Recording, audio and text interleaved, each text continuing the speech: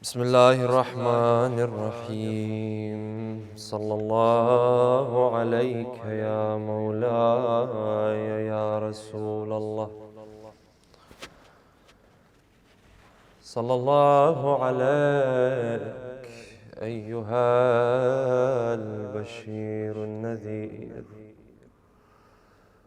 والسراج المنير. السلام عليك سيدي وعلى ابنك المظلوم الشهيد العطشان الظمآن حسين يا حسين. All together. حسين يا حسين حسين حسين يا حسين يا حسين سيدي ومولاي يا ليتنا كنا معكم نفوز فوزا عظيما. Please recite aloud salawat ala Muhammad wa ali Muhammad.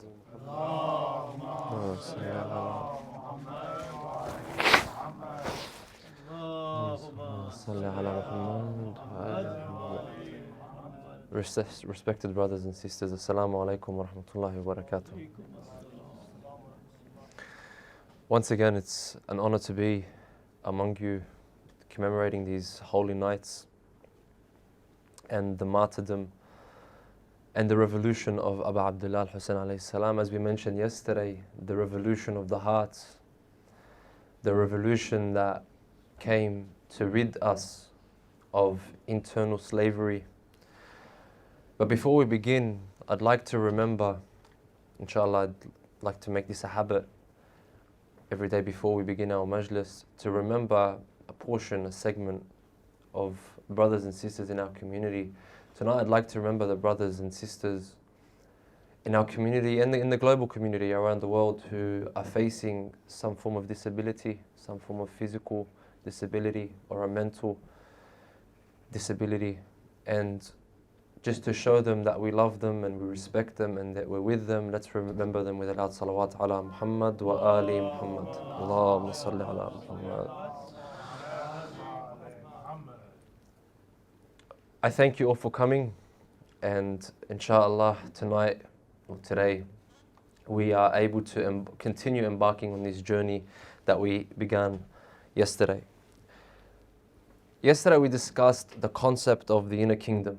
We spoke about the fortress within us, and we said that if we are truly able to understand this inner kingdom, then we are able to understand the majestic lordship that Allah subhanahu wa ta'ala has over the kingdom that He possesses. Man arifa nafsah, he who knows himself, arifa rabbah, knows thy Lord. In the same way that Allah subhanahu wa ta'ala has ultimate control, ultimate power over this world, we too have ultimate control and ultimate power over our inner world. And we discussed and we spoke about how this inner kingdom was the goal of Imam Hussein alayhi salam, to strengthen and to empower the inner kingdom of the ummah of Rasulullah sallallahu alayhi wa alihi. Allahumma salli ala. Just to as a quick reminder or refresh your memory, we said that in this inner kingdom there are 5 components or 5 key characters. We said there's the palace, which represents the body. We spoke about the guardians, which represent the emotions. We spoke about the prime minister, which represents the mind. We spoke about the throne, which represents the heart. And of course the king, which represents the soul. Inshallah, today we are going to embark and open up the first chapter and discuss the palace of this inner kingdom and how important this palace or the body is in our spiritual journey. If you would allow me, please recite aloud salawat ala Muhammad wa ali Muhammad. Before we begin, I want to begin with an Islamic paradigm. Let's look at the Holy Quran and try and build the foundation of what we're going to talk about from the Holy Quran. Bismillah ar-Rahman ar-Rahim. Allah subhanahu wa ta'ala says in the Holy Quran in Surah An-Nahl, Surah 16, verse 78, He says, أعوذ بالله من الشيطان الرجيم والله أخرجكم من بطون أمهاتكم لا تعلمون شيئا وجعل لكم السمع والأبصار والأفئدة لعلكم تشكرون. And Allah has brought you out from the wombs of your mothers while you know nothing. He gave you hearing, He gave you sight, and He gave you the heart so that you may give thanks. Now, Allah subhanahu wa ta'ala in this holy verse explains to us that we as human beings are inherently ignorant.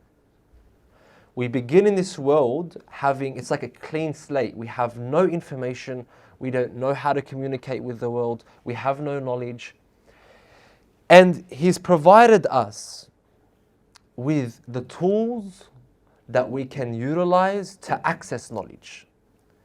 From the hearing, from sight, from our heart, and of course many other faculties like the mind, like our rationality, لَعَلَّهُمْ يَعْقِلُونَ, so that they may think and so that they may rationalize.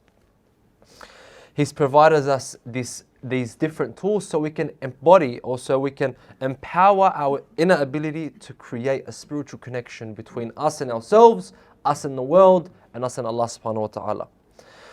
But He says that to attain knowledge, you must do it through giving thanks. لَعَلَّكُمْ تَشْكُرُونَ. It's key. But what does it mean to give thanks? As in, am I going to sit here and say, Ya Allah, thank you for giving me eyesight, thank you for giving me hearing, thank you for giving me the mind, thank you for... Is that what Allah subhanahu wa ta'ala means by giving thanks? Is that how we give thanks? Of course not. Of course that's not what that's meant. Of course you must give thanks and appreciate all of these different tools and all of the blessings that Allah subhanahu wa ta'ala has given us. But what does He mean by saying to give thanks? Now, let's pause this idea. I'm going to come back to this in a moment. But before we continue, one of the names of Allah subhanahu wa ta'ala, one of the attributes of Allah subhanahu wa ta'ala is Al-Shakur. Al-Shakur is sometimes translated as the one that is grateful or the one that is thankful. Now, essentially, if I was to say I am Al-Shakur or I am a Shakir, I am thankful, am I grateful, it might work. Because I am inherently a faqir. Inherently, I am a faqir. I am in need. And Allah subhanahu wa ta'ala is the ghani. He doesn't need anyone. He's self-sufficient. So if I say thank you, it's because I don't have something and you've given me something, so thank you for it. But Allah subhanahu wa ta'ala doesn't need anyone. So what is Al-Shakur? Now, Allah subhanahu wa ta'ala says in the Holy Quran, فَإِنَّ اللَّهَ غَنِيٌّ عَنِ الْعَالَمِينَ. He does not need anyone. He does not need anything. He is self-sufficient and independent of all the worlds. So what is Al-Shakur? Shahid al-Mutahhari says in his book, The Theory of Knowledge, when he's discussing this concept, he says, Al-Shakur means the recognizer of all good. Allah subhanahu wa ta'ala is Al-Shakur, therefore He is the one that recognizes. And that's a beautiful meaning. Because He doesn't need to recognize, but He chooses to recognize. He recognizes the good that you do, and He recognizes the bad that you do. So when Allah subhanahu wa ta'ala says we are asked to give thanks, it means we are asked to recognize these tools. To recognize my hearing and my sight and my body and my mind as a tool to my self-perfection. And the way you recognize this tool is by utilizing it in the rightful manner. By utilizing it in the way that Allah subhanahu wa ta'ala intended for it to be utilized. So, when we commit sin, when someone commits a sin, is he Al-Shakur? No. Look what Allah subhanahu wa ta'ala says in the Holy Quran. Sometimes people or we translate kafir into disbeliever, right? Look what Allah subhanahu wa ta'ala says. Inna hadaynahu sabil. Imma shakiran, imma kafura. That surely we have guided him to the ways. We have provided him the tools. We have provided him with a platform for his own majestic or his own self-elevation. Like we mentioned yesterday. Either he recognizes shakiran, imma kafura, or he's ungrateful. Therefore, kafir means to be ungrateful. Kafir is to be ungrateful of the blessings that has been bestowed upon us by Allah subhanahu wa ta'ala. And it's a harsh reality, because when you want to give thanks as a mu'min, as a Muslim, as a muwali of Ali ibn Abi Talib alayhi salam, Allahumma salli ala Muhammad wa ali Muhammad, then the ultimate goal is to recognize all of the tools that you have been passed down to you by Allah subhanahu wa ta'ala. And the way you recognize it and the way you utilize it in the rightful way is by aligning the tool with the needs of the king of this inner kingdom, which is the soul. And that's why Allah subhanahu wa ta'ala, when He provides us Islam, when He provides us Quran, when He provides us Salat, when He provides us Hajj, when He provides us all of these different rulings that we can't even comprehend, when we're sitting down questioning, why is this beneficial, why is this useful, why am I doing this and why am I doing that? Because He's the one that created the soul. And the whole inner kingdom is based on feeding the soul its essential nutrients. So the body's goal is to be recognized and utilized in the line and in the way and in the needs of the soul. And now, one of the major gifts that Allah subhanahu wa ta'ala has given us is our body. Our body is the palace of this inner kingdom. It's the physical vessel that we utilize in our spiritual journey. See, a strong palace, a strong body signifies a strong kingdom. A weak body signifies a weak kingdom. Now, of course, there are many other factors. We're not saying go to the gym, have some muscles, and now you're a mu'min. Okay? That's not the claim that we're making. But we are saying definitely that if you do not take care of this tool, if you don't take care of this body, then every other dimension, every other paradigm, every other component within this inner kingdom is going to suffer, 100%. Now, in today's world, we are often faced and we are misguided with different notions about self-worth and self-esteem. What do I mean? Through social media, through influencers, through TikTok, through Instagram, through advertising, through marketing, somehow we have reached the level where we identify and tie our self-worth and purpose and our self-esteem to how we look physically. Look, there's a big difference between saying, I want to exercise because I want to be healthy, and I want to exercise and go to the gym because I want to be confident so they can look at me and say I look good. There's a big difference between the two. Because the goal itself is good. The goal to take care and maintain your body is absolutely essential. But to tie your self-esteem to your body is a big mistake. I'll tell you why. Because you are not your body. You're not your body. Imagine right now I had a car accident and I lost my limbs, I lost my arms and my legs and an eye. Would I be less of Mohamed Dhaini? I'd still be me. More than that, even if I forgot my memories, I forgot, I'd still be me. You would come to me and you would greet me and you would speak to me and say, you won't say Moh. It's not like you remove letters from my name, like my identity's changed. I'm still Muhammad. I am not my body. I am something far greater than the body. The body is a tool that must be utilized. And alongside the body, the senses that we have are utilized so that we embody a perfect or a pure or a healthy spiritual journey. Our self-esteem is not linked It shouldn't be linked. Unfortunately, we've reached the stage where it is. Let's be honest. Let's be frank. We've reached a stage where our brothers, our sisters, our youth, if they put on some weight, if they aren't in good shape, they start to think that they're just, they've lost all sense of worth, all sense of meaning. They don't want to go out anymore. They don't want to meet people. They don't want to socialize. They're not good enough for anyone. They've tied their meaning and their identity to how they look. That's the problem. That's the problem of identifying with a tool and not utilizing a tool. See, one of the most powerful things that human beings have reached is not only creating tools, but utilizing tools. Like imagine right now I wanted to undo a screw. Let's say I wanted to undo this screw and I wanted to use my finger. How long would it take me to undo the screw? So the human being creates a screwdriver so he can unscrew it in a second or two. He creates a tool. But what happens, it's like me saying, I am the screwdriver. I am the screwdriver. When you identify with your body, it's like you become this tool.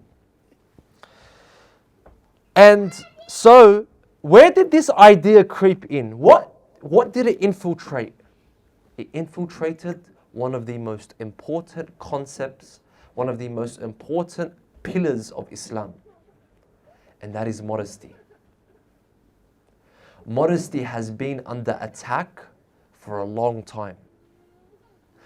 And one of the ways that modesty has been attacked is by changing or reframing the meaning of modesty.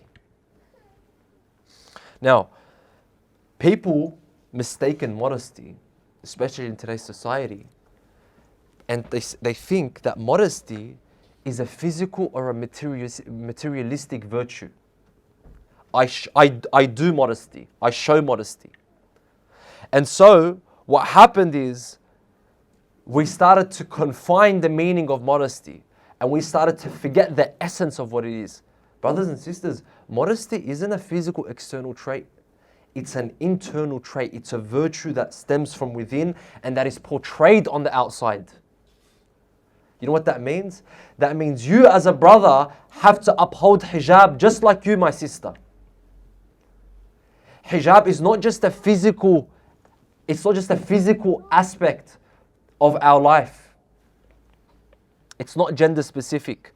Men have to observe hijab the same way women have to observe hijab, by being a modest being, by holding the virtue of modesty, by making sure that you carry yourself in society in a way that you respect your character, you respect who you are. You respect how you look. You respect how you act. It's not tied to just a hijab. To our sisters in the audience, to the aunties in the audience, the reason you wear hijab is to highlight the importance of protecting the sanctity of the inner kingdom. We can go to a society right now and put 1,000 people and we would not know they're Muslim, but you put one woman wearing a hijab and you know she's Muslim. She is protecting the sanctity of this inner kingdom. So hijab isn't just a physical manifestation, although it is, of course it is. But it's a state of mind. It's a state of being. It's a way of life that every one of us must embody. Now the problem is, another problem is, and I've heard this so many times and it's so unfortunate, and I can't imagine how hard this is for the sisters. I'm not blaming the sisters for this. I'm not putting them under the microscope and saying, oh, you this, and try to badmouth them. It's hard for a sister in today's society, especially in the West. It's so hard, and I respect each and every single one of you for upholding this hijab. It's a jihad that if it were bestowed upon men, maybe we wouldn't pass this jihad like you are. Because imagine a woman right now, a 20, 21-year-old girl that wants to get married. And I've heard this story. I'm not making this up. I've heard this plenty of times. And she wants to get married. She wants to get to know someone that respects her, that looks. But the problem is men have also distorted, because of social media, because of influencers, because of all of the stuff that we're mentioning, men have distorted the way they perceive women. And they're looking at the external beauty of women. So now a woman says, how am I competing? How can I compete with this girl? She's showing her body. She's showing herself. And this guy obviously wants the girl that looks good. So they begin to take off their hijab. They begin to dress less because they want to compete. And the problem is none of us have upheld the virtue of modesty. It's the desire for love that overpowered our need for modesty. Sisters, I want to say to you, you are not identified by a man's love. You are not identified by how a man looks at you. You are greater than that. You must protect yourself, because even if a man looks at you and doesn't look at another girl because of how you're dressed, if you're dressed immodestly, he does not have your best in mind, your best interest in mind. He's not looking at you for love, like what you're expecting. And I say this, and men, you must agree with me to some level. You know what I'm talking about. Let's be honest, let's be fair. And so this struggle that our sisters are holding must be appreciated. Because it's not easy. It's not easy. Sallu ala Muhammad wa ali Muhammad. Allahumma salli ala. Allah subhanahu wa ta'ala doesn't need our prayers. He doesn't need our fast. He doesn't need us. Inna Allah ghaniyyun 'anil 'alamin. He could have made it wajib for me. Instead of praying 5 times a day, he could have made it wajib for me to just sit down and meditate for 5 minutes. And that's it. Just remember God for 5 minutes and you're good. Instead, he tied the spiritual journey, Inna salata tanha 'anil fahsha'i wal munkar, that surely prayer is the foundation, it's the pillar that removes impurity and evil. He tied it to a physical journey.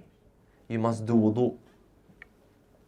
You must pray, not just by sitting down and meditating, by physically utilizing this tool in a way that you're perfecting and you're purifying this inner kingdom. Hajj is a physical journey. Jihad is a physical journey. See, we aren't allowed to think that spirituality is confined to the heart. Although it comes from the heart, but it's not confined to the heart. The way you utilize this body, this palace, the way you take care of this palace and this physical commitment is going to impact the spiritual journey that you are trying to embark on. Now, Sallu ala Muhammad wa ali Muhammad. Now I've spoken a lot of theory, let's get a bit more practical, okay? So how can we maintain and preserve our palace? How can we maintain and preserve our body? The first thing that you must do and you must take care of is treating your body with respect. You must treat your body with respect. Just a quick example. When you get thirsty, what do? You drink water. But your body needed water much before when you got thirsty. Your body needs a lot of water in the day. At the end of the day, your body, a large percentage of it is water. But you waited to get thirsty to give your body water. If you are in charge of this tool, if you are in charge of this palace, you feed your body water before you get thirsty. And you say, I need water. Brothers and sisters, that is why God makes us eat halal food. Because haram food impacts this kingdom. Haram, whether you know it or not, it impacts your kingdom and in turn impacts your mind and impacts your heart and impacts your emotions. Physical activity, exercising. Every day it should be a must, especially for men. Especially for men. Men that are looking to be masculine, men that are looking to grow themselves, to empower themselves, exercise is a must. It can be in the form of walking, it can be in the form of gym, it can be in the form of playing football, it can be in any form. You must take care of your body by allowing it to release this energy. It's only natural. For thousands of years, we never had people sitting down scrolling on Instagram and Facebook. We never had that. Society was never reached the stage like we are today. I can sit at home for a month straight, Uber my food, I can jump on Instagram, I can jump on YouTube, I can literally do everything. I can literally study university from home nowadays. I can work from home. I can literally live at home for a year without leaving for a moment. This is unheard of in past history, in past centuries. And that's why anxiety levels, depression levels, suicide rates, everything is increasing. Why? Because we are not taking care of our body. And I'm going to touch more on that in a bit. Secondly, so number one, taking care of our body, showing it respect, consuming halal food, consuming nutritious food, making sure that you feed your body what it needs, you give it water, you refrain from the things that are going to bring it pain and agony. And the second is by using your body in service of others. By utilizing your body in your physical capabilities to help others in need. Brothers and sisters, I want you to think about this. Human beings will do more for others than they do for themselves, naturally. Like right now, you go to for example, let's say you go to a business and you have someone, you got many different people working in this business. You go to this person and you say, why don't you open up your own business? I don't know how. But he's doing the exact same work for someone else. But he just can't do it for himself. There are so many things and so many examples where if you were to look, right now I'm sitting down, I'm tired, I can't be bothered getting water. Brother, I might ask me, bro, can you get me water? Done, easy, yalla. I'll get up and get him water. Motivated, because it's for him, it's not for me. Use your body, use this tool in a way where you can help others, be at the service of others. The third is, once again, recognizing that our body is a tool and not a form of ID. It's a tool that has a greater purpose. And you are in charge of this tool. Not me. Not him. Not them. You. You are in charge of this body, of this beautiful, majestic, magnificent mechanism, the most complex mechanism on earth. There is nothing as beautiful and majestic as the human being. The systems within the human being. The physiology of the human being. It's extraordinary. This is for you to utilize. And you're responsible for this. I want to give you an example. If I told you right now, behind this curtain, behind this mambar, there's a depressed person. Someone experiencing severe depression. And I told you, without looking at this person, without seeing him, I want you to describe to me how he is using his body. Without knowing him, without seeing him, what would you say? Are his shoulders shrugged or are they open? How is he breathing? What is he thinking? Is his chest down? Is his head down? How does he look? Instantly, you can right now imagine, you can picture, if someone was depressed behind me and had severe depression, you would know how he is using his body without even knowing he's going through depression. But on the contrary, if I told you there is a confident man behind me and explain to me how he's looking. His chest is open. He's got a wild smile on his face. He's breathing deeply, not shallow. He's thinking positively. He's standing in a way that shows his power, right? Instantly. All I said was confident and depressed. And you knew how it was translated in your body. You know what the power of this is? Is that your body portrays the state of the inner kingdom. And that's why, who's heard this before? In Muharram, we're asked to cry. And if you can't cry, fake cry. Who's heard that before? Have you heard this? And people say, like, why should I fake cry? Because if you are to fake cry, you are reprogramming the inner kingdom to feel like you are sorrowful. Because eventually, we're not saying fake it till you make it. Although to some level that sort of can work in certain aspects. But that's not what we're saying here. We're saying that if your body, if your mind is distracted with worldly pleasure, if your heart is sorrowful because of sin, if your emotions are all over the place, then the only tool you have left is your body to say, I want to mourn for Abu Abdullah Hussein. So you reprogram. If I'm feeling depressed and I've got my body, I'm using my body in a certain way, change the way I use my body. Example, Imam Ali ibn Abi Talib alayhi salam. Allahumma salli ala Muhammad. Imam Ali alayhi salam, when he was in the battle and he is spit in on the face. Who remembers this story? Amr ibn Wudd al-Amiri is sitting, he's about to behead him and he spits in the face of Imam Ali alayhi salam. What does Imam Ali alayhi salam do? He walks away. He walks away, takes a deep breath, changes his state, and then goes back. And then he decapitates him. Why? Because in that moment he felt anger towards this man. And that anger was because he felt disrespected. And if I were to kill this man right now, it's because of my anger. But I don't want to kill him for my anger. I want to kill him for the sake of Allah subhanahu wa ta'ala. But right now, this is how I feel. So let me use my body in a way. Let me walk away. Let me take a deep breath. Let me remind myself of the ultimate purpose. And then let me come back. So he comes back and then he decapitates him. He changed his mental framework and his emotional state simply by walking away.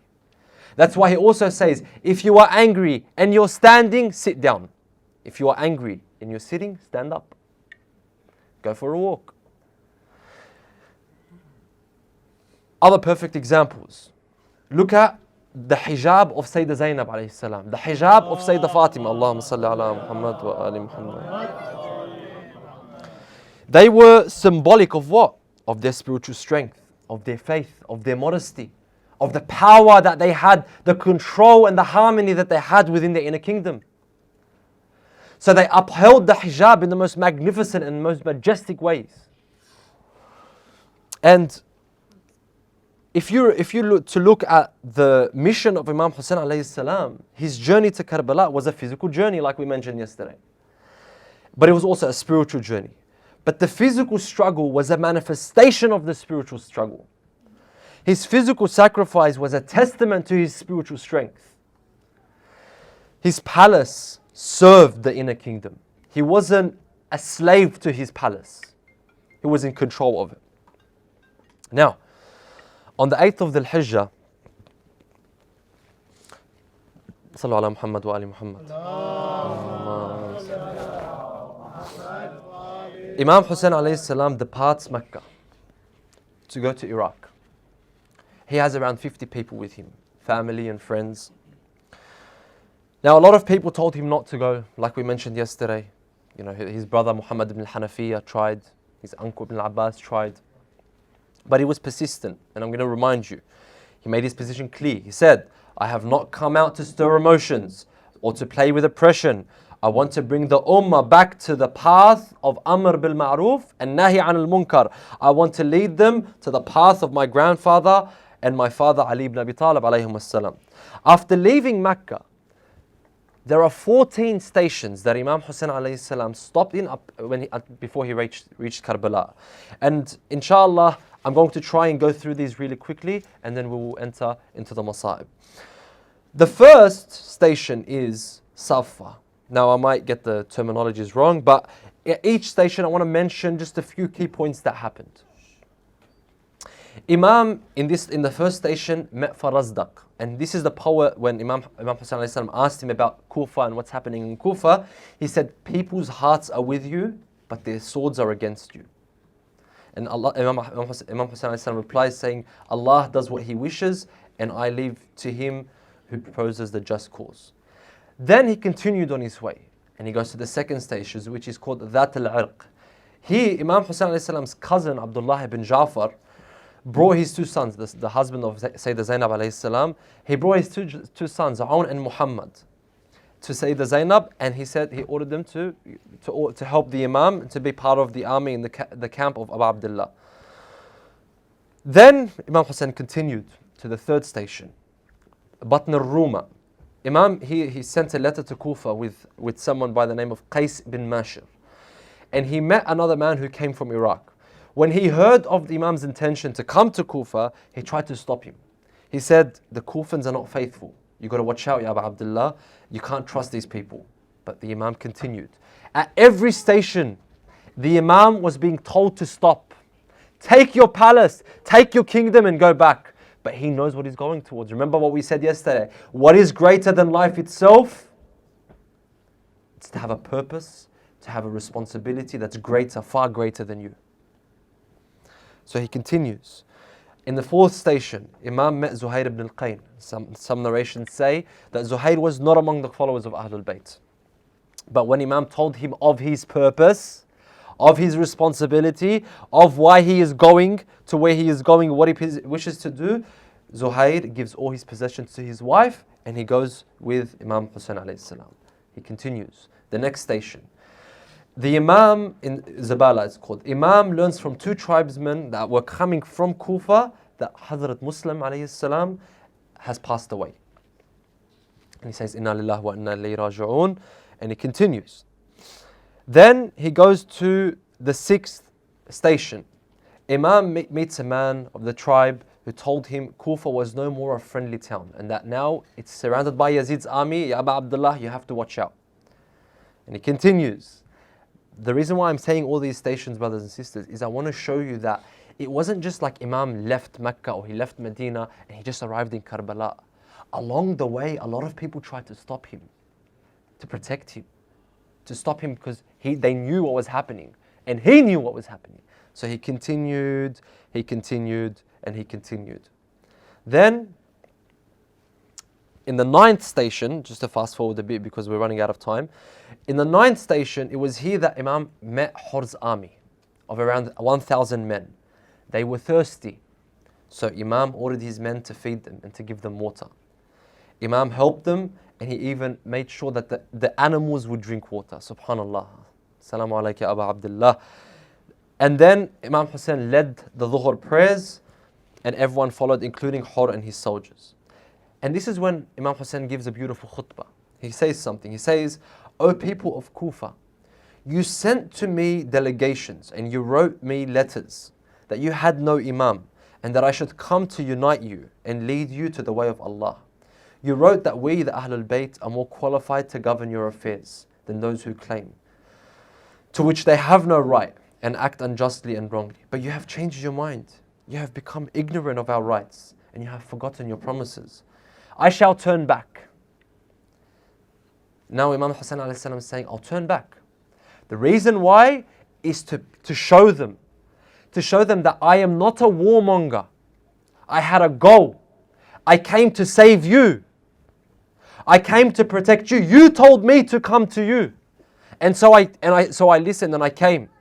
If you don't want, I'll go back. I'll leave. This was a test.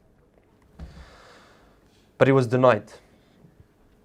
Then it continues. I'm going to skip a few stations until he reaches the 12th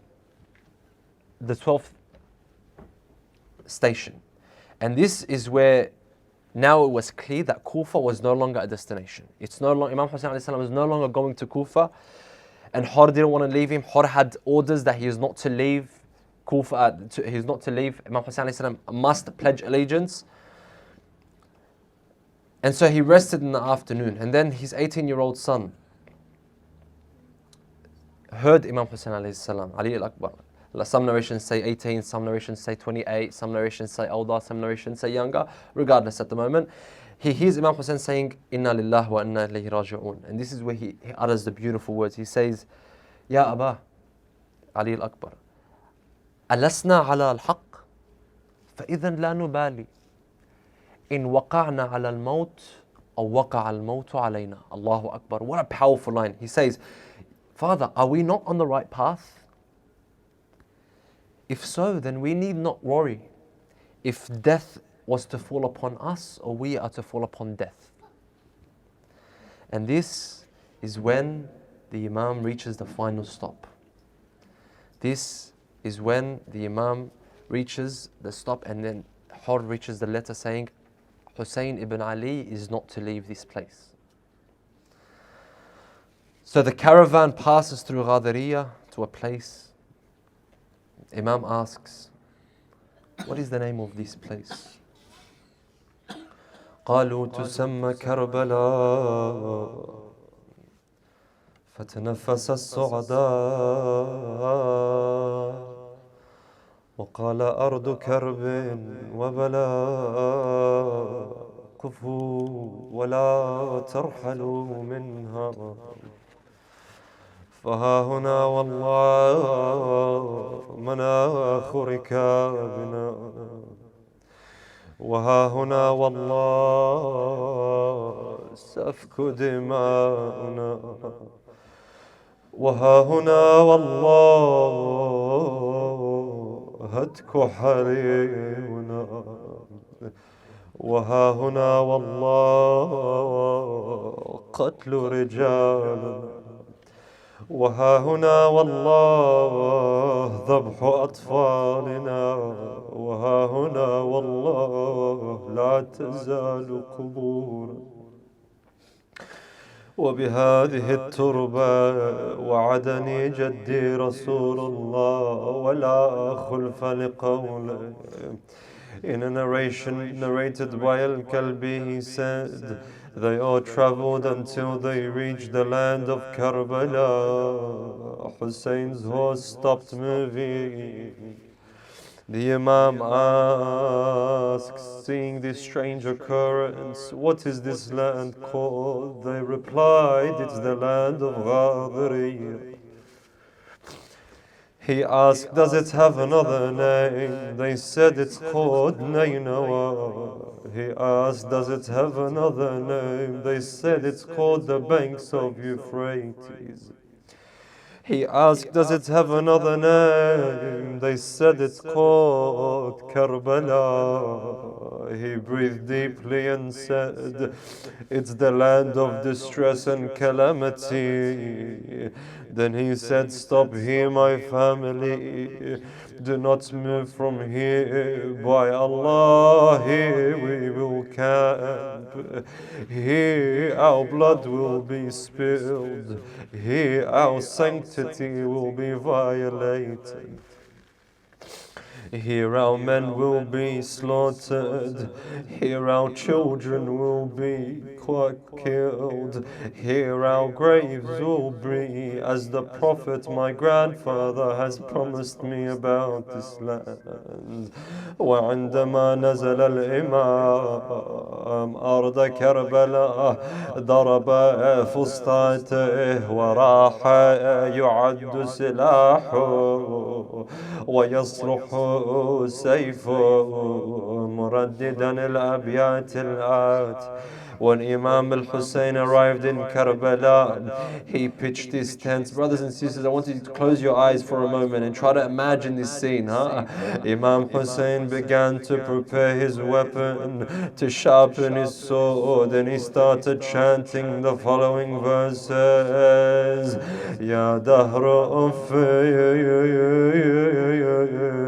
لك من خليلي كم لك بالإشراق والأصيل من طالب وصاحب قتيل والدهر لا يقنع بي البديل وكل حي سالكون سبيلي ما أقرب الوعد من الرحيل وإنما الأمر إلى الجليل. O time, alas, you lack a faithful friend. O time, alas, you lack a faithful friend. How often you bring down, yet usher in the end. A seeker, a companion, meet their faithful kill. Yet time, never you're appeased, you're thirsty still. Every soul alive, a path they must tread. The promise of departure is closely wed. In the end, all matters belong to the mighty, the dread. فلما سمعت السيدة زينب تلك الأبيات قالت يا أخي هذا الكلام من أيقن بالقتل؟ قال نعم يا أختاه. فقالت واثق لا ينعى الحسين نفسه. In the still air of Karbala's eve, under a twilight sky, Lady Zainab heard her brother's mournful cry. O time, the foe you claim all in your sway. The dawn is yours, the dusk and the hours of the day. His words so steeped in a sorrow she could taste, Ya Zainab, a prophecy of doom, an impending tragic waste. With tearful eyes, Zainab turned to her brother, brave and kind. Are these the words of one who has death on his mind? Yes, my sister, yes, my sister, he replied in a voice soft and low, his countenance the canvas of an impending woe. A gasp escaped her lips, a painful, sharp and raw. My brother Hussein, his life he begins to foresaw, for in his verse she heard the unsaid farewell, a melody of goodbye, an ending no words could quell. His destiny return, yet courage unwavered and true. Their hearts breaking in silence beneath the twilight hue. Hussein, Hussein, Hussein wa Hussein, Hussein, Hussein, Hussein wa Hussein. سيدي يا أبا عبد الله السلام على الشيب الخضيب، السلام على الجسم السليم، السلام على العطشان، السلام على الضمان حسين، السلام على الحسين all together وعلى علي بن الحسين وعلى أولاد الحسين وعلى أصحاب الحسين وعلى أخيه أبي الفضل العباس والعقيلة زينب. سيدي يا ليتنا كنا معكم فنفوز فوزا عظيما. إنا لله وإنا إليه راجعون. وسيعلم الذين ظلموا على بيت محمد بأي منقلب ينقلبون والعاقبة للمتقين. صلوات.